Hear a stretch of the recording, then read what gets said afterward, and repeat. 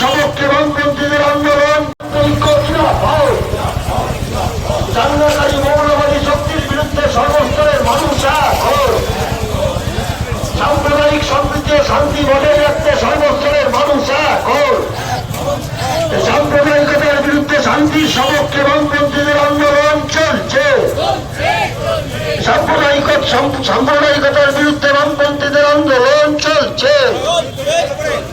ইনকিলাব জিন্দাবাদ, বামফ্রন্ট জিন্দাবাদ, বামপন্থী ফ্রন্ট ঐক্য জিন্দাবাদ।